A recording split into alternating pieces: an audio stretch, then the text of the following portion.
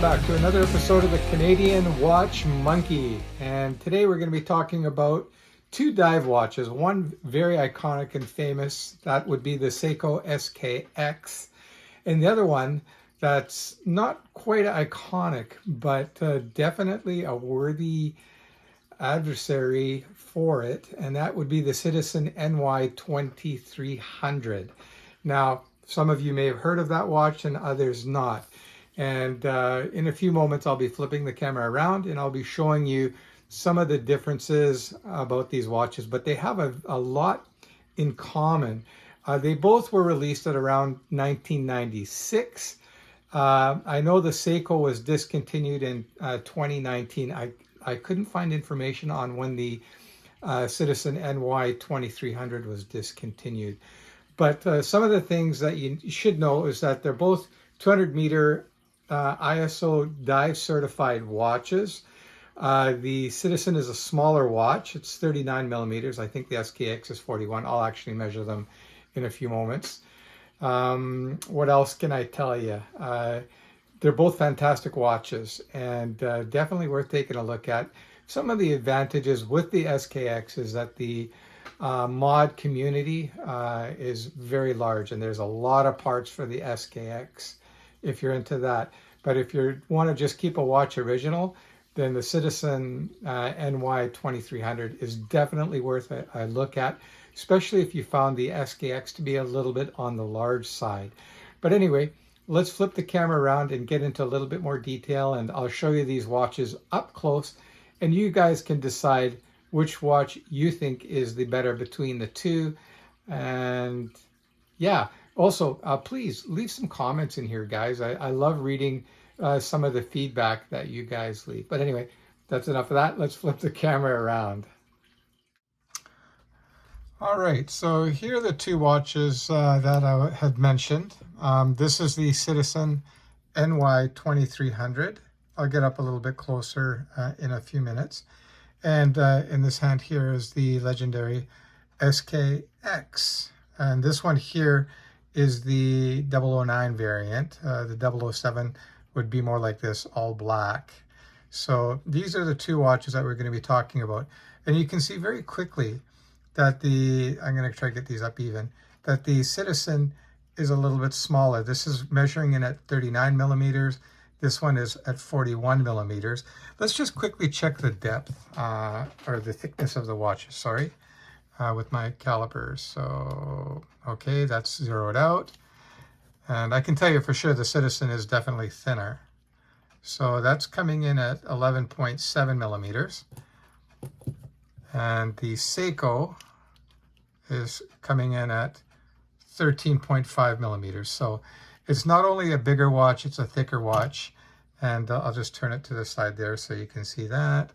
And then I'll put the Citizen right up top next to it. And you can see that, yeah, the Seiko is definitely a little bit thicker. Now, I'm going to quickly put these on wrists so you can see what they look like on my 7-inch wrist. Currently, I'm wearing my Hamilton khaki field auto, and this is 38 millimeters, and you can see that wears very nicely as well. So I'll just pop that off wrist. I'll throw the Citizen NY2300 on first, so you can take a look and see what that looks like on wrist, and you can see that wears very nicely on wrist. Not a big fan of rubber straps, but these are the straps that I had that were closest to the original. Actually, I do have the original for the Seiko. So there you go. That is a 39 millimeter watch on a 7-inch wrist, and you can see it presents quite nicely. It's a nice, comfortable fit. For those of you that have a little bit smaller wrist, I would definitely recommend looking at this. Now, keep in mind the Citizen here is considerably harder to find. You're going to have to search for this guy. The Seiko SKX, it's much easier to find, but you're going to pay too, because most people out there know what the value of these are. Now, Vincent, big shout out to Vincent. He knew I was looking for one. I had posted on a CWC Facebook group looking for one, and he pulled through. This is a second dealing I had with Vincent. I sold him an Uncle Seiko strap earlier, and he returned the favor by saying, hey, I've got what you're looking for. And we struck a deal, which was very reasonable. I paid $350 Canadian for this. And you can see it's in exceptional shape. It didn't come with a bracelet or box or anything, which is no big deal, but it did come with the original rubber strap, which was very nice condition, but not a big fan of the original Seiko strap. So you can see that does present a little bit bigger, and that's on an average 7-inch wrist. So you guys can decide what size you like. As I mentioned to you earlier, the big advantage with the Seiko is that the mod community is huge. Parts are readily available. The movement used in the Seiko SKX is a very well respected workhorse movement, and that's the 7S26. And the Miyota, this one here is using the Miyota 8200, which is also a really fantastic movement. Now, both of these watches don't hack. There's no hacking feature, which means that the seconds hand can stop so you can set the time. With the Seiko, to get this watch going, there is no winding. You can wind it all you want. It's not going to do anything. You have to do, it's called the Seiko Shuffle. I'll just quickly do this for you guys. And there she goes. And you can see it's up and running now. With the Citizen, you can hand wind this, but again, keep in mind it's non-hacking. And keep in mind too, both beat rates are at 21,600 beats per hour. And this is a lower beat rate than normal, I guess you could say. But the big advantage is that it's less strain on the moving components on the movement. And that's why these watches can go 20 years without service. They just keep going, and they're great workhorses, both of them. So as far as the movements go on these, I have to give the advantage to the Citizen. I really do believe that the Miyota 8200 is slightly better than the 7S26 found in the Seiko. Let's flip the watches over. You can see the case backs. You can see the Seiko here has got the tsunami wave there, which it's very famous for, and it has some information there as well. The Citizen is much simpler. They're both screw-down case backs, by the way, and you can see here it's got a little bit of information. You know what? I'm just going to zoom in a little bit for you guys so you can see things a little bit easier. Where's my rag? Let me just wipe that down for you guys very quickly. So you can see there the information. It tells you water resistance and stainless steel case back, made in Japan. So both these watches obviously are made in Japan as well. And then let's turn this around so you can see this one a little bit closer too. And this has got a serial number as well, so you can kind of actually track down what year the watch was made in that. But you can see both watches are in really good condition, considering that they're probably both, you know, I know this one here is probably at least 20 years old, simply because you can see the chapter ring.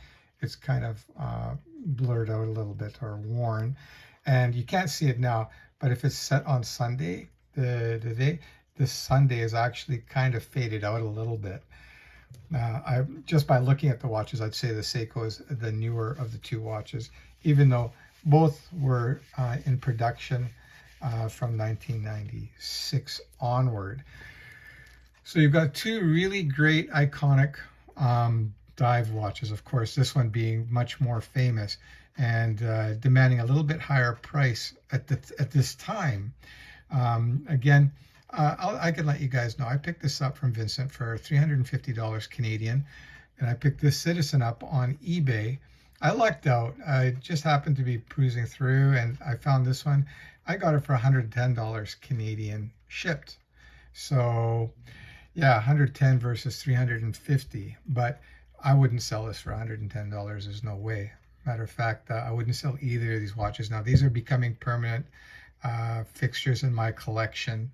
I made the mistake of buying and selling a few SKXs, and I keep winding up picking up one, and it seems like every time I go back to get one, the prices have gone up. Now, the prices have kind of stabilized now since this has been discontinued for about 3 or 4 years now. Again, as I mentioned, I don't know when the Citizen was discontinued. But anyways, if you guys require any more information, I'm happy to give you as much as I know. And if you can teach me a few things, I'm always willing to listen to. I don't claim to know it all. Far from it. I'm pretty new to this hobby. Now, the one thing that I would do definitely with both these watches is change the rubber straps. This one's already an aftermarket strap produced by Uncle Seiko. I think it's just Uncle now because Uncle straps, because they do more than just Seiko.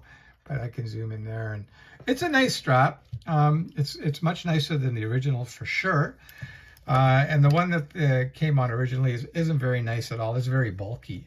The Citizen, this is the closest that I could find that I had that would represent something that is closer to the original. Let me just pull the camera back a bit. Oops, there we go. Closer to the original. Again, not a great strap, but hey, it does the job. I'm just going to pause the camera for a moment, and I'm going to swap both of these on these vintage style, what do they call these? Waffle or tropic straps. And luckily I had both in hand. This one is 22 millimeter. This one is 20. Of course, the Seiko, the larger watch, is using the smaller one. Or is it the larger? The larger one, sorry. So yeah, it's using the 22, whereas the Citizen is using a 20 millimeter strap. So I'm just going to pause for a moment, and then I will show you what the watches look like with the tropic type strap. Okay, so I just got the two straps on, and you can see what the watches look like with the these straps here and the tropic, and you can see I think it looks a lot better. It's a huge upgrade, and these are very soft and supple as well, and they fit quite nicely. So I'll put these back on wrist again quickly for you guys so you can see what it looks like with the more vintage style tropic strap. And sorry, I'll just take a second here. All right. So there's the Seiko SKX on the tropic, and I think it looks fantastic. It's to me, in my opinion, it's a big upgrade compared to what the original ones were. And then I'll throw the Citizen on again for you guys one last time, and then you guys can decide which one you think is the nicer of the two watches.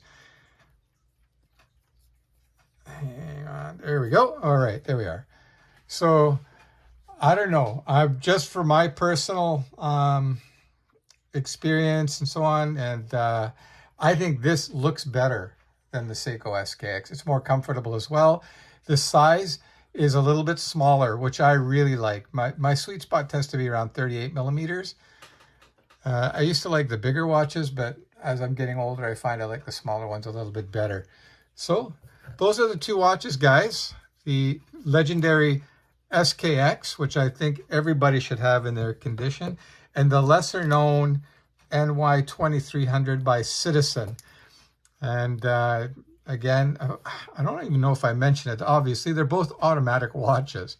And again, mentioned before, this one doesn't have hand winding. This one does. They're both non-hackable, and they both run at 21,600 beats per hour, and they both have 40-hour power reserves. So I hope you guys enjoyed that episode of the Canadian Watch Monkey. If you haven't already done so, again, please like and sub. All right, guys, take care.